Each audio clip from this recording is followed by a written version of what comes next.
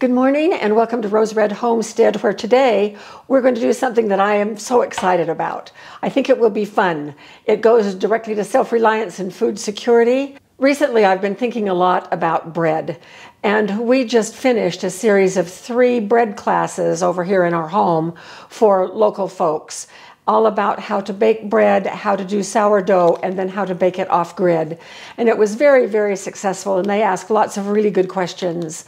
One of the questions that came from them and also from some of our viewers is the problem that some households have just 1 or 2 people in them. And why do I need to bake a loaf of bread or a recipe that makes 2 loaves of bread when it will go stale or even get moldy before we use it? So I've been thinking a lot about small batch breads, and I have come up with something that I'm pretty excited about. For those of you that have air fryers, this is a drawer from our air fryer, and it is a little mini oven. And so I decided, what the heck? I'm going to try to bake bread in my air fryer, and I'll be darned if it didn't work. Now, at first, I was interested in doing that to help some people who have said, we just need to make a small batch of bread. But I found it so fun and so convenient that I'm doing it now on a more regular basis, and it works just perfectly for Jim and me. I have a recipe sheet, and those of you that have our bread book, this would be a great addition to just stick in the back of your bread book. This will be a free download for you, and it is the basic recipe plus 2 variations that I'm going to show you today. Now, I realized when I went up to our website the other day that I have 2 places where you download things. One is on the main page, and that is more for generalized things like how to nixtamalize corn and a little bit about water safety. I have a recipes link where the recipes go, but I've been mixing up and putting the recipes over in the general one. I'm now going to move all of the recipes over to the recipe link. This will be on the recipe link on our web page, and here is the address for our web page. So just go there, go to the top of the page, click on recipes, and this will be called small batch bread. So let's go ahead and make a loaf. Small batch bread is not a full-size loaf. It's about a 3/4 size loaf, and it has to be able to fit, for me, it has to be able to fit here. So I just simply took the measurements, and my drawer, very possibly similar to yours, has this little rack that's in the bottom, and that is important, that there's a little bit of a rack in the bottom. So mine is about 6 3/4 inches wide, and it is about 4.5 inches tall. And these are the 2 pans that I found fit. And this one I had to buy new because none of my loaf pans would fit in here. So it fits just fine. Dimensions of this are listed on the recipe sheet, and it's 7 3/4 by 3 3/4 by 2.5 inches, and it makes a fine small loaf. The other size that fits is a cheesecake pan, and this is one that has the push-out bottom. Now, these have become discolored in the dishwasher. They're aluminum, and so they do discolor in the dishwasher. But this one also fits.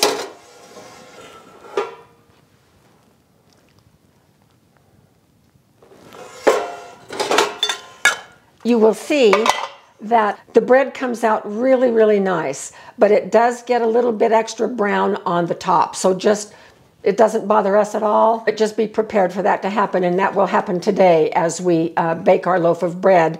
We're going to use this pan today. I have 2 more loaves to show you when we get the bread out a little bit later in the video, and we will cut into all 3 of them, and I'll show you what they look like. You're lucky, because I almost cut into one of them last night. You did? I said I almost did. Oh, well, good. I'm glad you didn't, because we're going to do it on camera. All right. The recipe is very, very simple. I have my Anckershrim bowl. It's the bowl to my stand mixer right here. And it's sitting on the scale. I'm going to turn the scale on.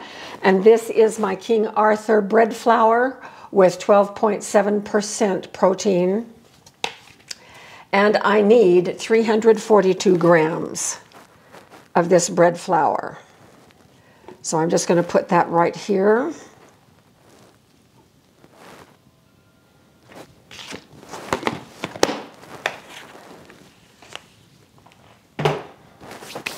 And then I have a teaspoon and a half of yeast, a teaspoon and a half of salt, and 2 teaspoons of sugar.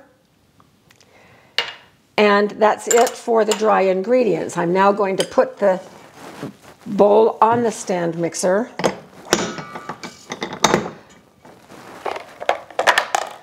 Put the roller in place.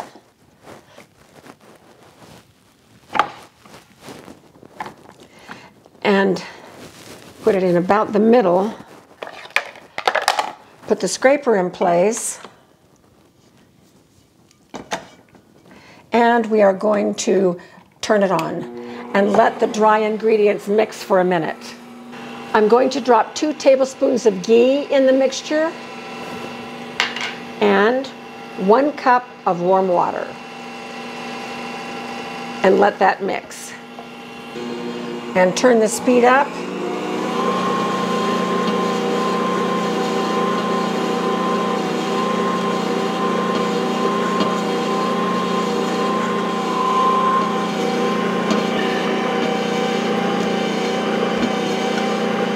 That's the right consistency.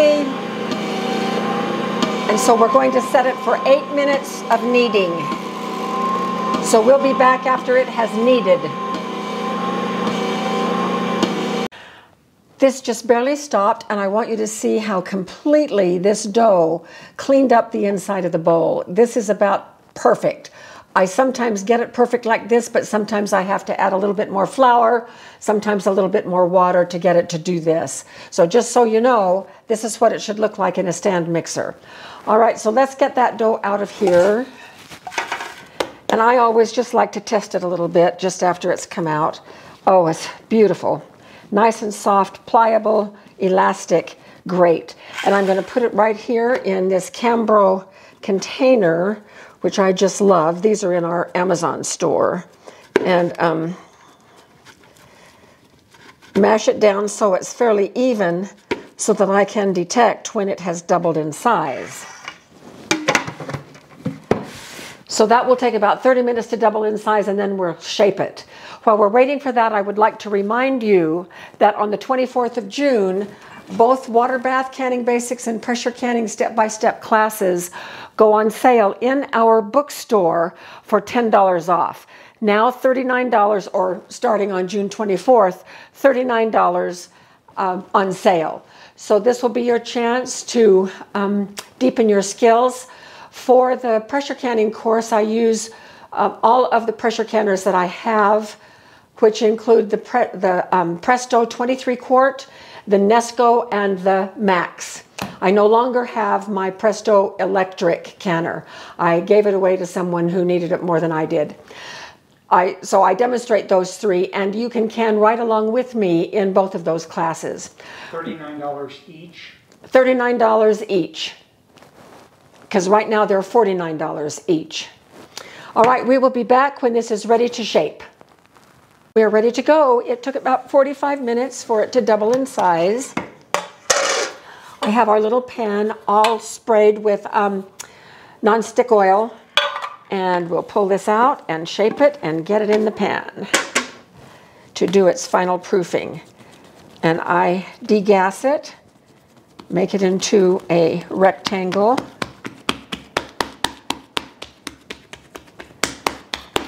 and just roll it up, stretching it just a little bit as I go.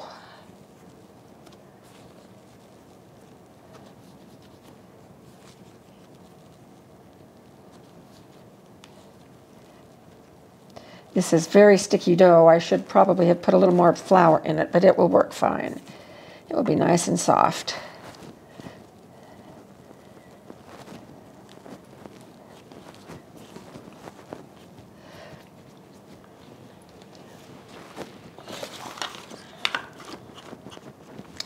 Once in the pan, I'm going to use my knuckles and flatten it out so that it goes from corner to corner and is as flat as possible so that it will rise as even as possible.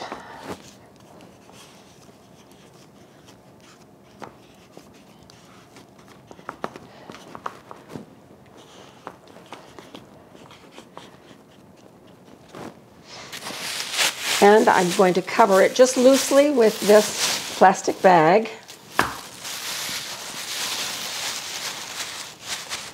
And we will let it rise until double, which will put it about a ½ inch to an inch over the top edge of the pan.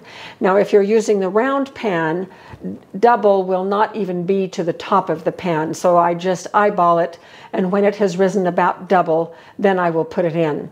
What will happen next is I'm going to preheat the air fryer drawer that we're going to be baking in only for about 2 minutes. In that little space, it doesn't take that much time. I'll take you over there when we're ready to put it in so that you can see the settings. I will be setting it on bake for probably about 345 degrees. And then it takes about 20 to 25 minutes, and I test it with a thermometer. So we'll get to that point and come back. It's been 30 minutes, so it is ready, and so that's very fast for a final proofing. As you can see, it is up over the edge of the pan by at least an inch, so we need to get it in. I am going to quickly preheat the air fryer, so come on over and I'll show you how I do that. This is our air fryer. It is a Ninja Dual Zone. I'll go ahead and put this in our Amazon store in case you want to read about it. We're going to use drawer number 1, so I'm going to turn it on. And the temperature, let's see, I want to turn it to bake. So now it's at 325. I want that temperature up just a little bit. So 345 is good. The time is not 15 minutes. I'm going to put that up to 30 minutes, and I'm going to go ahead and start it and let it preheat for a couple of minutes, and we'll be back when we're ready to put the bread in, which is just 2 minutes away. Coming up on 2 minutes right here, we're going to go ahead and put it in. I just checked, it's plenty hot. So I'm just going to carefully put it in and put the drawer back in. I will be coming back to check. I have my thermometer, and I'll check a couple of times. I want the internal temperature to be at least 190. So we will come back when this is ready to come out of its baking in our air fryer. Well, this is not good. Look what happened on this one. I've done this 5 or 6 times, and this is the only time that the bread has risen high enough to come in contact with the burners. So I'm going to get this out.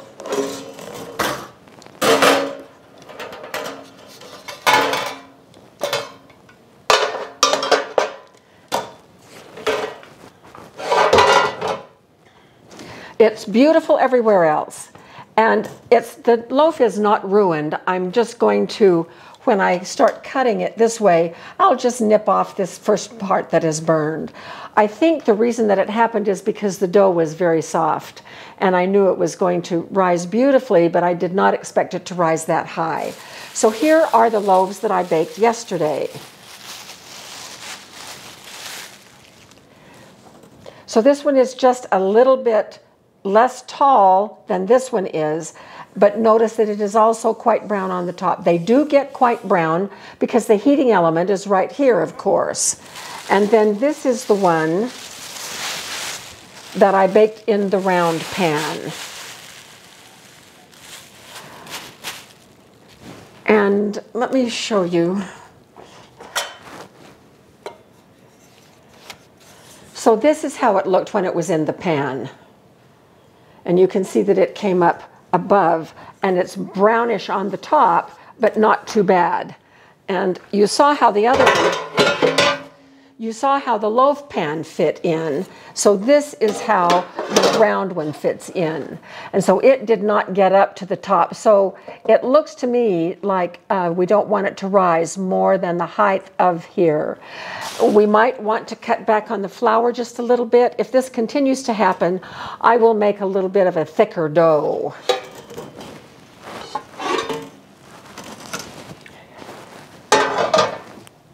If the dough is more dense, then it's not going to rise quite so high. So this one is half white and half whole grain. And I have a variety of flours left from when I mill flour.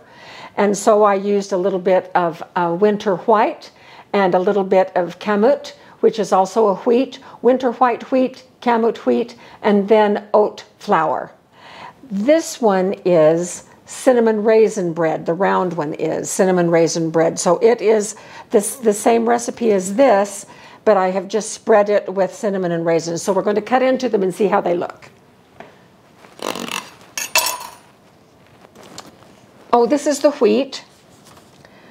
This is the half and half. This is a cinnamon raisin. And that crumb is beautiful. It's very well baked all the way through. The crust is nice. The crusts come out nice and crusty, so that is nice. I put a little bit of butter on this one to soften it just a bit, but this is really beautiful bread. And I will just keep cutting it this way. So this one is the cinnamon raisin.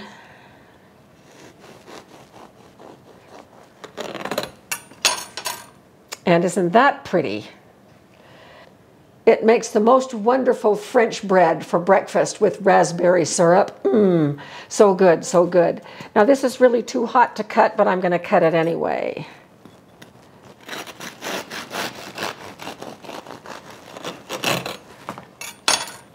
And this crumb is very good too. It's a little bit bunched together in places because it is hot.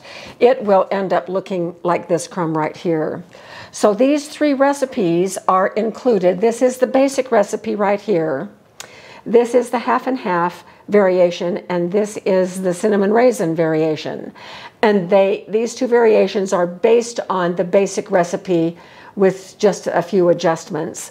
So that recipe is ready for you. I am loving this. I'm loving doing bread in the air fryer. But as you can see, I have a little bit of work to do in making that dough just a little bit more firm as it was here and here. This was quite a soft dough, and then that way it's not going to rise quite up into the heating elements. So I hope you have had fun watching this and it has given you some ideas. Try it if you don't have an air fryer. You could try it in your toaster oven too. Just take careful measurements. These pans are in our Amazon store. They are Fat Daddy-O pans. Isn't that a fun name? Both this one and the loaf pan. And I will be putting the air fryer in the Amazon store as well so that you can check it out. That particular air fryer model comes with a 2-drawer model and a single drawer model. And it was really fun having both of these in at the same time. So thank you so much for joining us today, and we will see you very soon for another video.